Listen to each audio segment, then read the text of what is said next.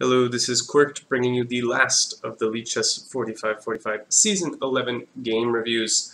This is an incredible game featuring none other than Sonata2 with the white pieces rated 2222, matching his name, and Aliquantus with the black pieces rated 2199. And oh boy, is this game a treat. We start off with a sort of normal, more maneuvering position, and then the board just explodes into these massive tactical variations. So I'm very excited to show you this game. It's in an opening I have a lot of experience with, the F3 Nimzo Indian, one of the most dynamic ways to play the Nimzo Indian. So let's dive right in. D4, knight f6, c4, and e6, knight c3, bishop b4, the Nimzo Indian, and 4 f3. This is my main choice on the white side of the Nimzo Indian, and I think it's at least a very, very interesting play. Of course, black should equalize, but I mean, the positions are always complicated. Black plays c5, which I consider to be the most complicated response. d5, maintaining the center. And here, black plays somewhat quietly. Black plays d6. There are two much sharper alternatives for black. I'm not going to dive too much into the theory of this opening because this is a long game and there's a lot to get to. But black can castle, and this can get very sharp after e4, b5, e5. White's claiming a lot of space, but his center is very shaky. And many games have continued as such. f4, d6, knight f3. White has a lot of space, but black is claiming that this is all going to fall apart with bc4, ed5, stuff like that. So a very, very complicated, very sharp position.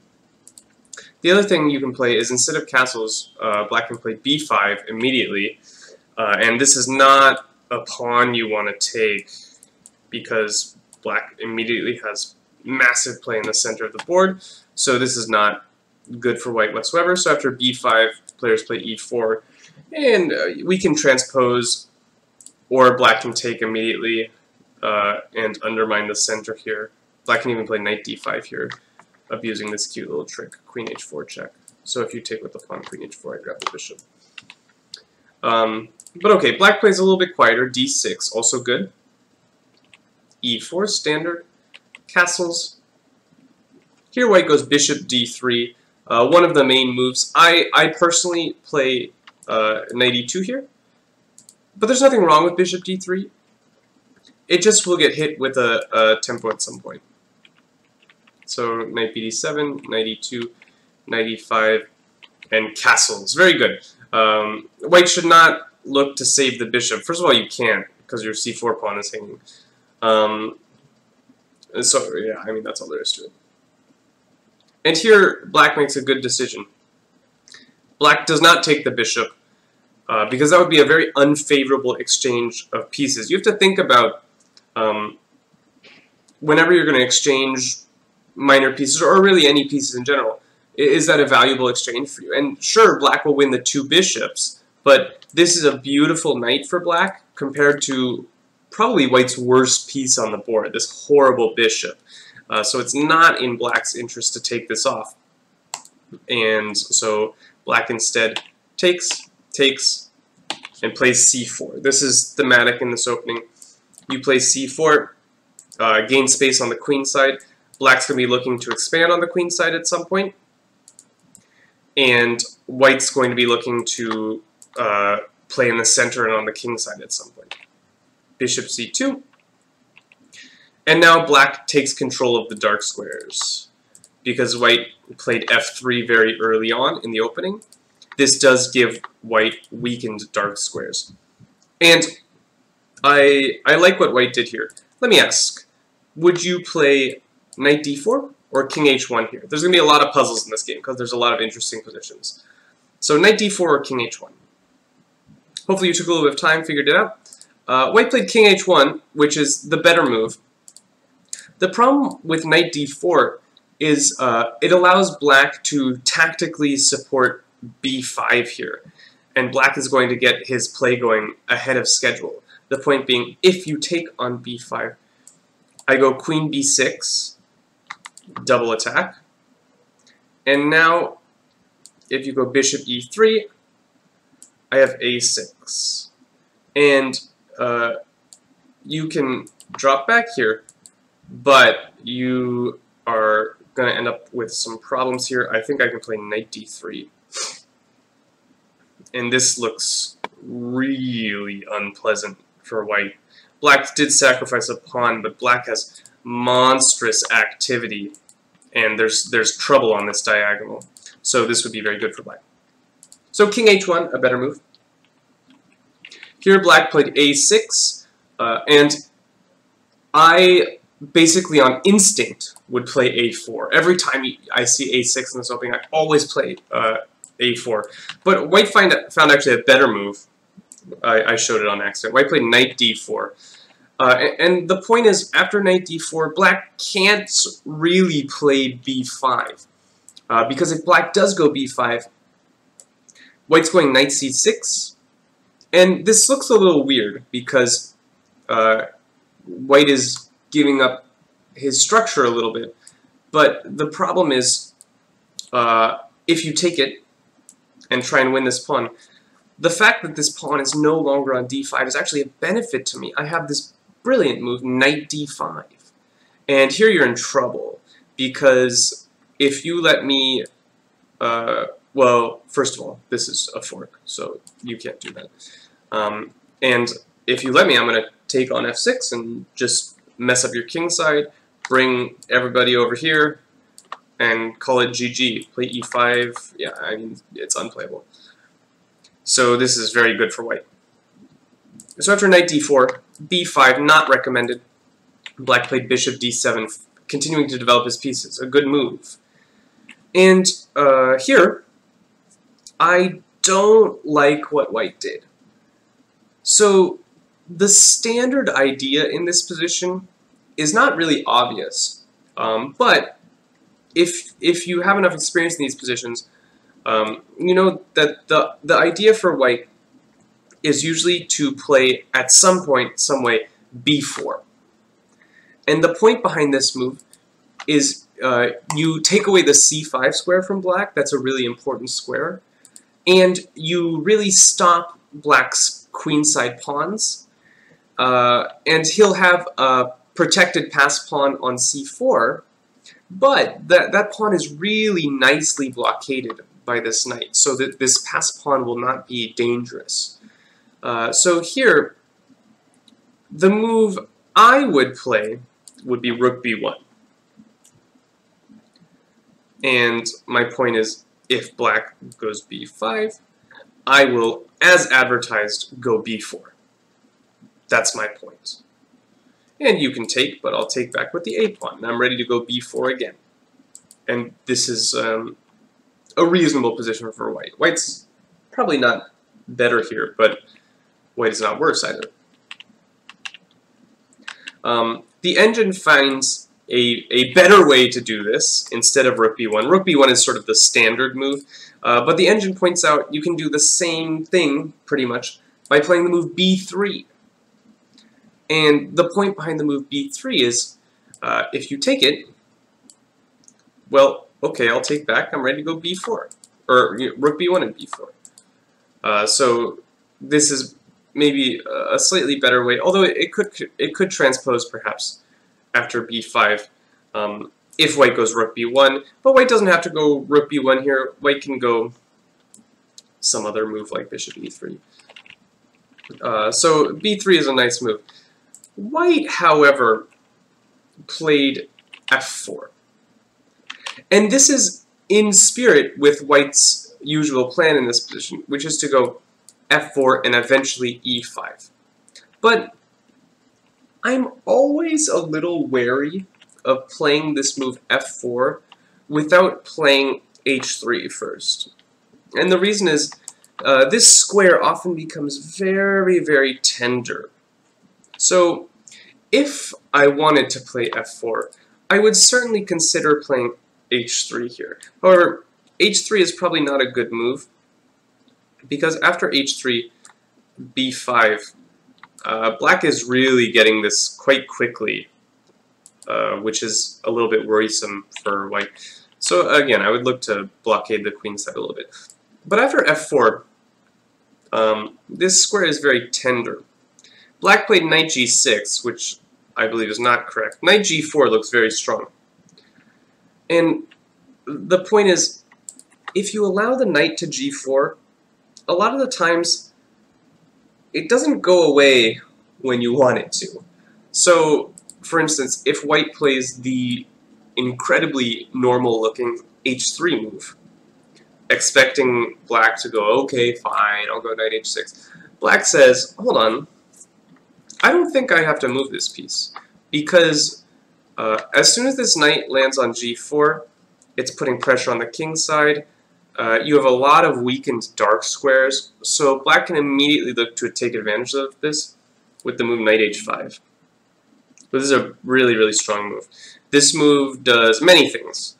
I'm eyeing your dark squares, I'm bringing my queen in, and here, as white, this gets very uncomfortable.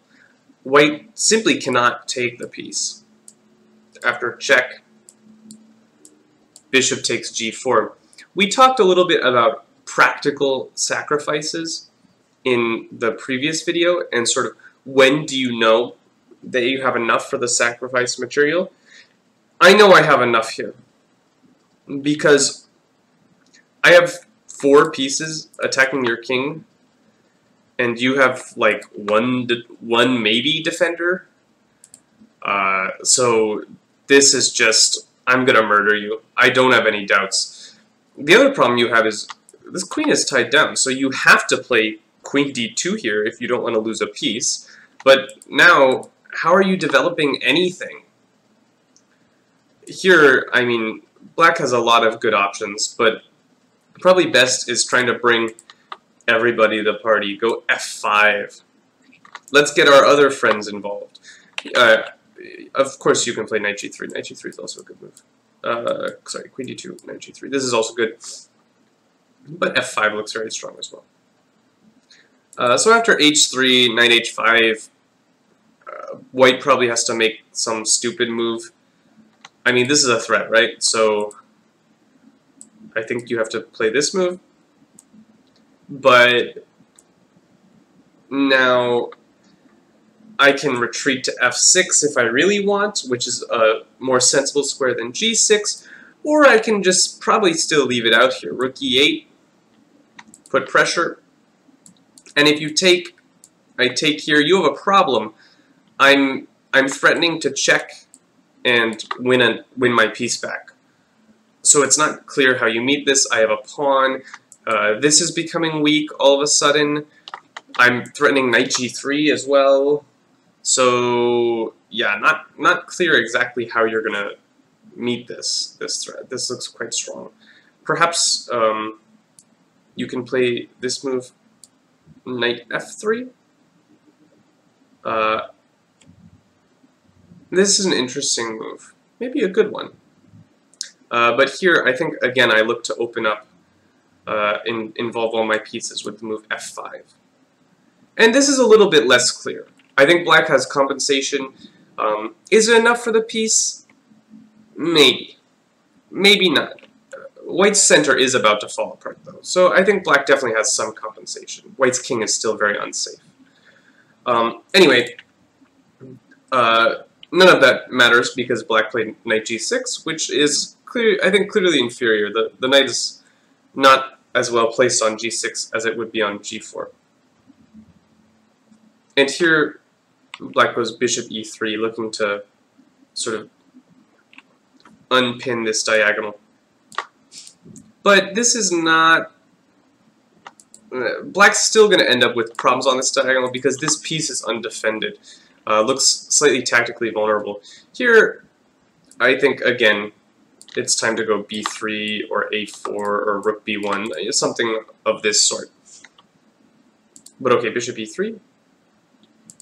Rook c8, this is a good move. Remember, b5, I'm ready to meet with knight c6. This is a nice move. employing a double attack on the bishop and the queen. So rook c8, queen e2, protecting the bishop, and here black goes b5, which is probably not best. Here black can continue to build up with a move like rook e8. It's unclear exactly how white is generating his play. Maybe rook ae1. But this pawn is starting to look a wee bit tender. Now I go b5, and this is something. Probably around equal. The problem is after b5, as mentioned, white has this knight c6 idea. You pretty much have to take this knight. You can move the queen, say to b6, but then I take here, and I have f5 at the end, looking for this square, so that's a little bit unclear. Oops, sorry. So after knight c6, you take the knight, and I'm not going to take this piece, that would be a terrible blunder. I'm going to take on c5 first, and if you take this and say, I'm up a pawn, I'm going to say you are up a pawn, it's true.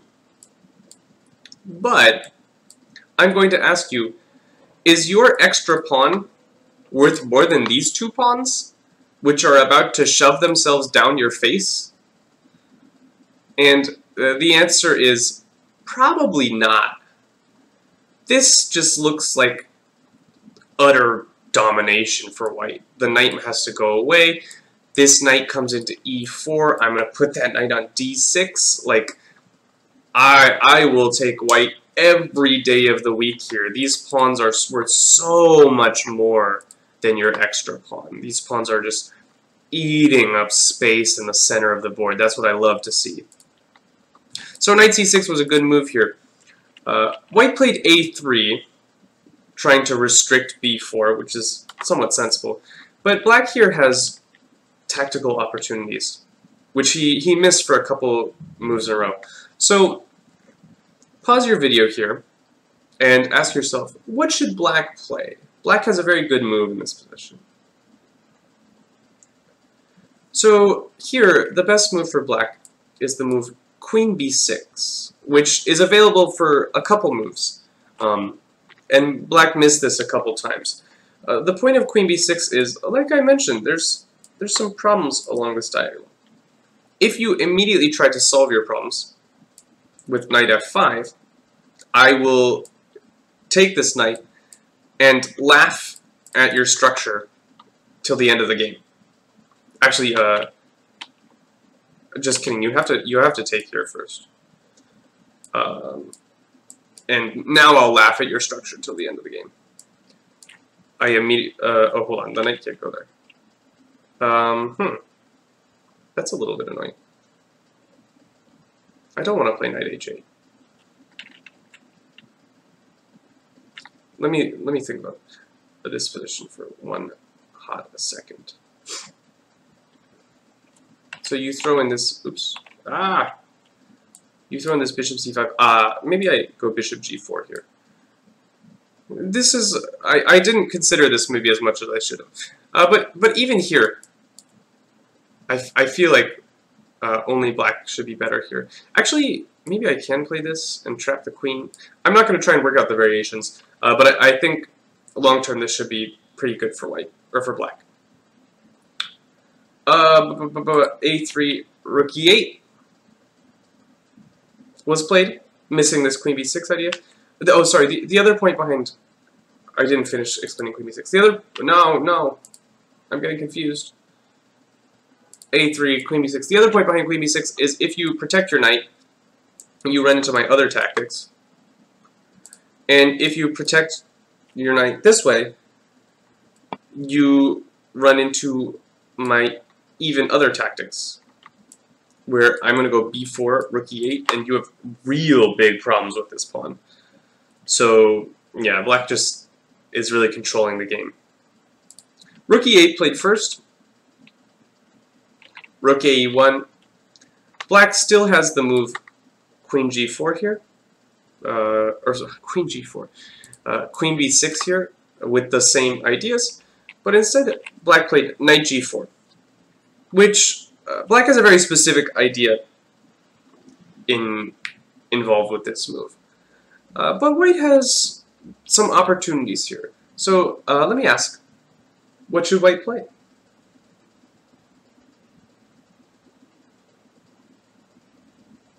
So here, white has the strange opportunity to play the move knight e6. And you look and you go, huh? Knight e6, really? But knight e6 has some logic in that black just sort of put a piece out here in La La Land, and I'm trying to break the communication. Isolate this piece. It also comes with a tempo. So, if you take my knight, then first, I take this knight, right? Takes here, discovered attack.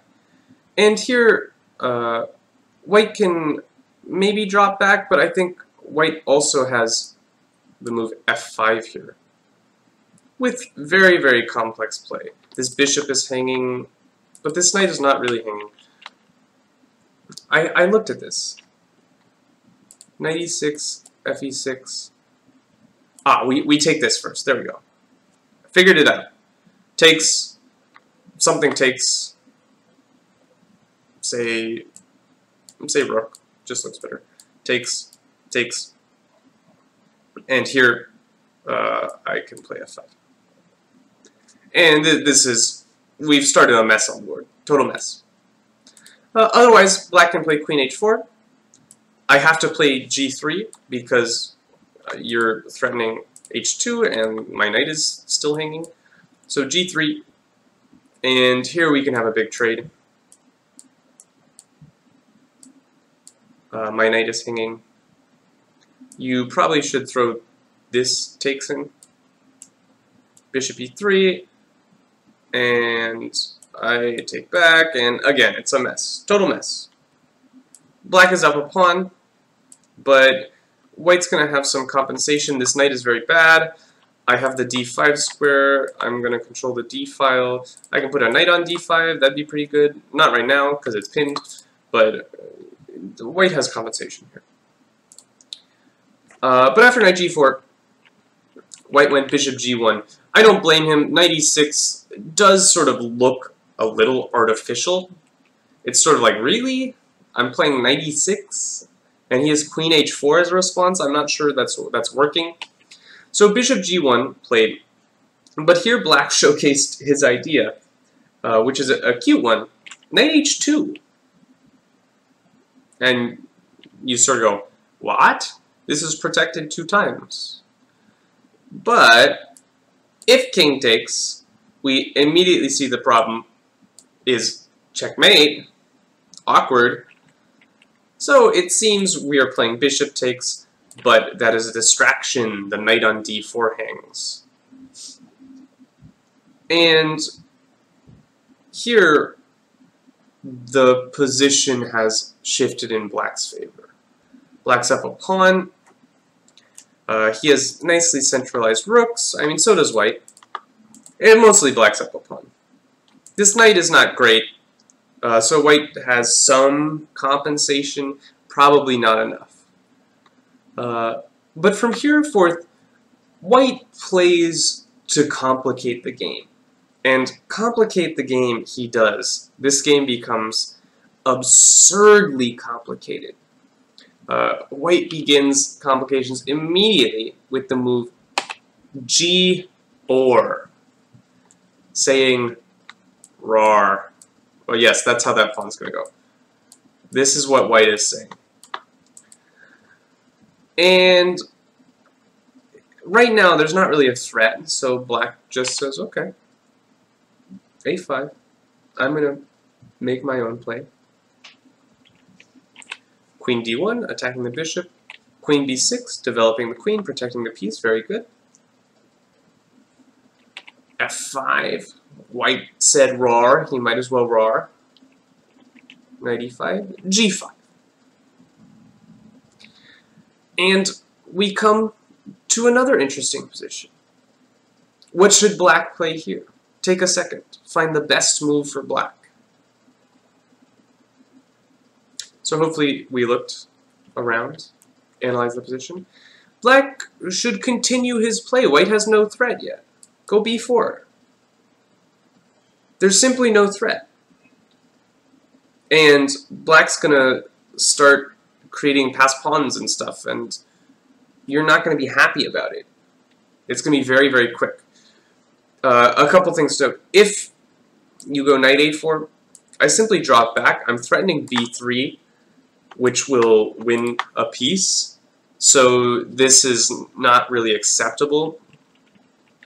The other thing is, you can try this move, bishop a4, and you're attempting tactics here because your point is after bc3, you're going to take the knight, which was protecting this bishop. Rook takes, bishop takes, rook c7. But we see that white's position is just falling apart. This bishop needs to move. This is going to hang. I'm going to go c3 afterwards and have these monsters on the third and second rank. So, yeah, this is just not happening for white. So after b4, I think white might be obliged to play a move like knight e2. But here, I think black just takes a pawn and says, what's the problem? Show me what you're doing to me. Show me the mate. Perhaps black was worried about f6 at some point. But, I mean, it's going to take white quite a few moves to get a queen over here. And white's not even obliged, or sorry, black's not even obliged to play the move g6 and weaken this dark square. Perhaps he can allow white to take and use this g7 pawn as a shield. So I think just concretely, black is faster here. So I really don't like black's next move of g6. We know that when our king's being attacked, we don't really want to move these pawns in front of our kings. g6 just gives white a lot of opportunities on how he wants to prosecute an attack against black. And he immediately says, oh, I'm going to attack you. He plays the move queen d2. Couple ideas. Queen could maybe come to h2, or the queen can come to f4, h4. He's just looking to get the queen over to the king side. b4, very good. Knight a4. The knight had to go somewhere. And here, again, I don't like black's move. Black took this knight off the board. But this knight is a terrible piece. This knight on a4 is not a good piece for black, or for white. So here, queen a7 seems much more logical. Just saying, what is this knight doing, really? I have this threat of b3. How are you solving your issues over here? I think you lose a piece, quite frankly. I don't see how you maintain your material, how you prevent my threat. You can take. Now you've just uncovered a new attacker, right? Maybe go rook a1. That seems like something you can do. But you're not even threatening a discovery. Any discovery up here, I just take it with the queen. Knight c3, I go queen back to b6. So, yeah, I think here black just gets his play going. Although c3 maybe not the cleverest move. But even here, I have this. Yeah, that should be good. So yeah, I think black can go c3 there. But after taking the knight, we've just taken one of white's worst pieces off the board. And rook e7. Rook's attacked, you move it. Sounds good. Black's pieces have started to become a little bit clumsy, though. These rooks are not playing nice. Bishop f4. White's idea is to clear the h2 square. c3, very good. Getting his play going. And queen h2. And we've come to a very critical position. Very, very critical. White has really announced his intentions. He's going to play f6, queen h6, queen g7. So, let me ask you, what should black play here? This is a super critical position. And I think black navigated this okay. It gets very sharp, and the players were likely in some time trouble here. It is around move 30 already. So I can't fault not seeing a lot of variations here. It becomes very scary. But what should black play? Take some time. Hopefully you looked. Black really has 3 good moves here. Black can take f5. The point behind taking f5 is you're not playing f6. And in response, if white takes f5, perhaps this is what the black player worried about. Black has a really nasty shot, knight f3, abusing the potential of this rook. If you take my knight, I take your rook, and we can sign our score sheets. So this is a really nasty move because the queen has to go somewhere. Let's say h5. And now I take, okay, h5 goes dumb square. Say h3, guarding this rook. I take on e1, and I'm just swapping off everything. And as soon as I swap off everything, my queen side will just win the game, because you're not checkmating me. So this was a very playable line for black. Black is winning here. So gf5, good move. Black can also just say, what's the problem?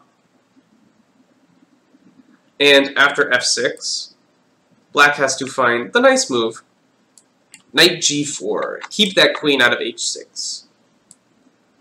And you might say, quirked, you have 2 pieces hanging. And I'll say, true. You can have that one. I've got pawns. And the point is, after the queen comes back, I go h5. You're not mating me. King h7. This pawn totally stuffs your attack up. And I've got pawns. Basically one just queens. If you take this, I have a nice move. Rook c3. Queen's got to go somewhere. Say you take d6. Trade, rook c1. I'm queening. Stop me from queening. I don't think you can. It's going to cost you some material. Black will win. I think black just gets a queen. Instead of all this, black played the immediate knight g4, which has some problems. It's still winning for black, but the position becomes immensely complicated. Like, ooh, this gets really, really tough. White plays queen h4, a sensible move. Looking at the knight, eyeballing that rook in some lines. And the reason this is different is white has not played f6 yet. So white is reserving the right to take here and open up lines against the black king. Also, the knight's hanging. So if you take, I'll take your knight. Say you take, you're greedy, you're Pac-Man. Now, I'm going to start opening lines against your king. And this starts to get a little bit hairy, because black's king is really getting opened up here, as opposed to when the pawn was on f6 and the king is not in any trouble. The other thing you can do is you can play queen h4 right away, basically saying it's harder to play h5 when the pawn is still on f5. This is another idea that's possible. Looking to go queen h6 and only then f6, which would be slightly annoying. Or if black doesn't move the rook, you can go f6 with a tempo and then go queen h6. So this is quite scary. That's why cb2 probably not playable after queen h4. You do have to look at the check. Black has a check, knight f2. And after king g2, black does seem to hold his position together by simply blowing up white's center. He's getting really, really attacked on the wing, but he gets a nice counterstrike in the center. And the point is still, if you go f6, always, always, always, I play h5 and go king h7, and I say, you're not attacking me. And I've actually am holding all my material together. Can't take the knight, I take here. So this is a way to play. Black, however, played g take f5, which gets scary because there's a couple of very, very terrifying variations from the white side. The first variation you have to consider is e take f5. And say we try and play the same way with knight f2 check. After king g2, rook is hit, has to be traded. White actually has this really unpleasant move, g6, looking to mate. Takes. I take back on e1, and surprisingly, or perhaps not surprisingly, black has a single move that does not lose. Or sorry, a single move that wins. There are a couple moves that draws, but black only has one move to prosecute an advantage. So take a little bit of time if you like. What is black's only winning move? The only winning move for black is the move knight d3. With the point, this rook needs to move. This rook is too powerful. If you play something else, I don't even know what else you play, to be honest. If you play cb2, that looks like a good move. I'm going to take this, and if you take back, you start to have problems on the light squares. Ooh, this looks a little unpleasant. I've got a check coming, and that check is gonna hurt. That's gonna be one heck of a check. If the king goes to f8, this is check. If the king goes to g7, this bishop h6 is check. Yeah, the king is really, really open here. Not at all what we want to see. So you have to play knight d3, deflect the rook, and after rook h1, I guard all my stuff. The point behind this move, very tricky, very nice. You can't take it because my queen shows up on f2, starts mopping up stuff, or I play knight f4 check. So the queen is going to be distracted. If you check me, okay. Here, my queen's coming in, my knight's taking stuff. You're in a little bit of trouble. But still, looks messy. I'd be scared to play this. If, the other thing you can do after e takes f5 is take here. But again, like, this is hanging, g6 is coming. You probably have to play this move knight f2 check. Maybe you can play knight e5, but I'm not even sure you can. Knight e5 g6, perhaps even f6. So yeah, this looks very scary. So after g take f5, e take f5, white is objectively lost, but oh man, is it scary for black to play. White instead played another very good try, which is g6, immediately looking to go do checkmatey things, while also hitting the rook on e7. And here, black has an only move, which he did not find. So if you'd like, find the only move for black. The only move for black is the move f6. But I can understand not wanting to play this, because you might see this move e take f5 and go, I have problems. My rook hangs. If the rook moves, I get mated in 2 moves. How do I resolve my problems? Because I have a lot of them. So, another only move for black. Find it if you'd like. The next only move for black is bishop f2. Point is, if you take my rook, I take your queen. If you take my knight, I take your rook, and I say, what's the problem? My king is safe. Very safe. I can see how safe the king is. But the king is getting shielded here. Black should win. He's up and exchange, and the queen side is going to queen for black. So this is the line with f6, but it's not easy to see. And if you don't see this bishop f2 move, you don't really have anything, because this is coming. This is coming. If you move the knight, I can take it and take f6. I'm like, oof. Things don't look clear whatsoever.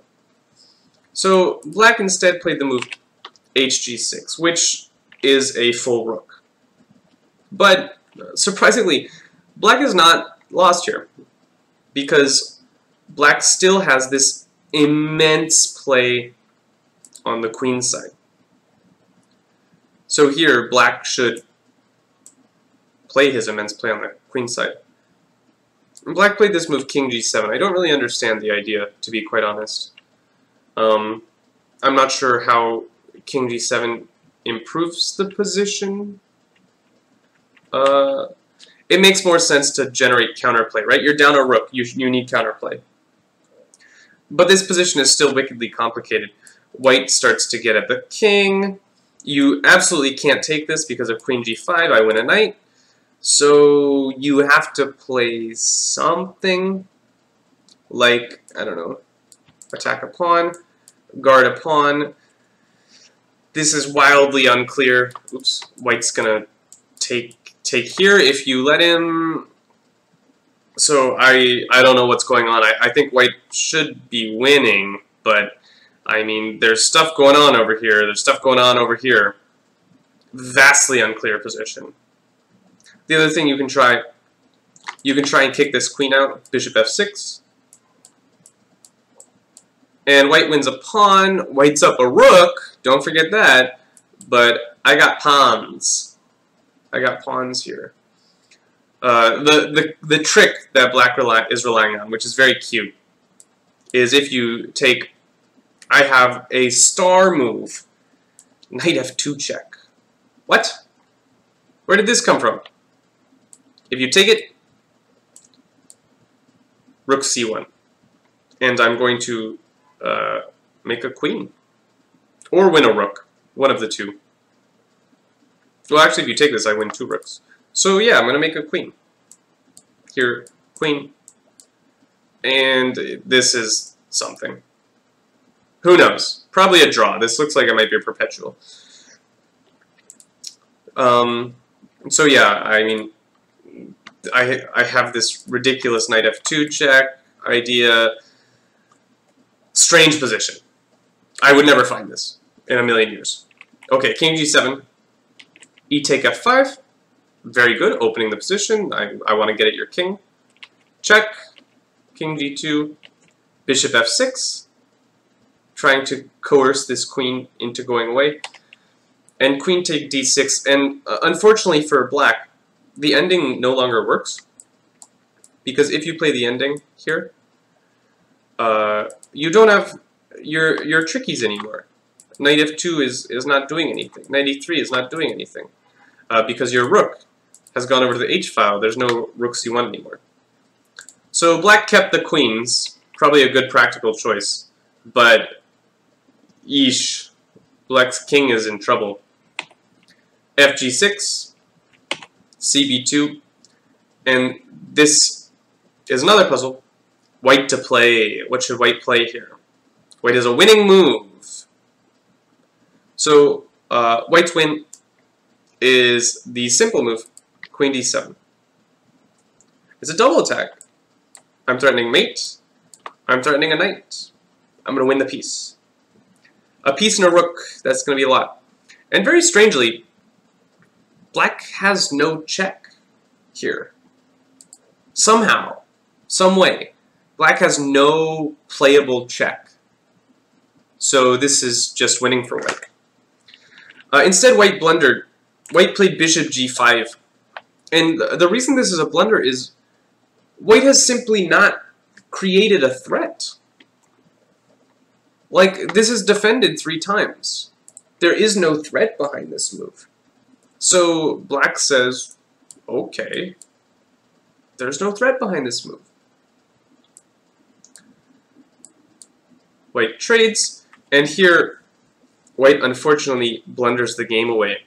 White plays queen take a3. This is a very understandable move. The engine was spewing some incomprehensible stuff. You can take this knight and play this position and say, I'm not scared about these pawns. I guess you'll just blockade on the light squares. Call it a day. This is a draw.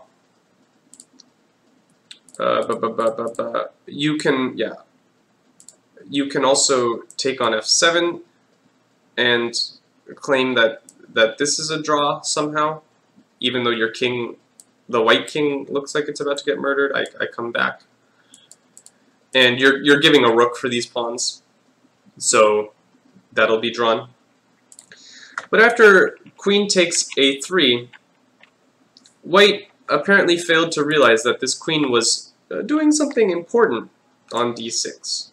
This diagonal is crucially important, which black points out with the very strong queen d2 check.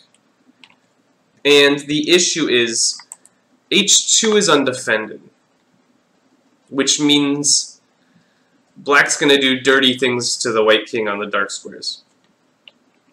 Rook f2, you have to block. If you start marching up the board, this can only end in tears. And if you march up the board this way, this can only end in checkmate. So, just to show, that's checkmate. Rook f2, rook h2, sure, you can take the rook as well, this is equally good. Black scoops up both rooks. We take the pawn. Check. Check. And unfortunately for white, the bishop comes off the board as well. And this is trivially winning because black will be able to win both pawns. He'll be left with queen, knight, and pawn versus queen, which will win. G takes, check. King takes f7. I'm going to scoop him up at some point. d6, check, take him up. And here white blundered away any practical chances, but there aren't really any practical chances. After queen b7, queen e7 check, the queens come off. Oh no, what did I do? The queens come off as advertised, and the king comes in. the white king is driven back, and this is a win. This is a cute little endgame knowledge thing to know. Here, black can still mess this up. The way you mess up this position is by putting the pawn... Well, okay, that's immediate stalemate, so let me not do that.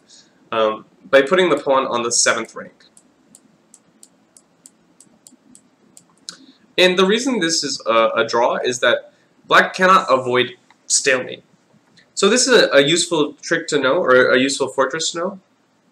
If you have knight and rook pawn, you cannot put the rook pawn on the 7th. That will draw every day of the week. So black cleverly avoided this by bringing his knight to control the a1 square. And now he's going to bring the pawn. The king is going to be forced to go this way. Easy queen. This wins. So white resigned. An incredible game. Very rich position. I loved this game. Black got this really nice position, had this queenside play going, but white really did a good job generating all this counterplay, opening up the king side, and we ended up with these wild tactical variations. That's the stuff I love. I love seeing this. Great game from both players. I think they should both be proud of their play. Just lovely, interesting stuff. I hope you enjoyed these reviews. This is for the Lichess4545 League. If you are interested in joining the league, you can go to www.lichess4545.com. That's where you register. There's currently a season in progress, but hey, get in on the next season. It's a lot of fun. I highly recommend it. And yeah, I'll see you on the flip side.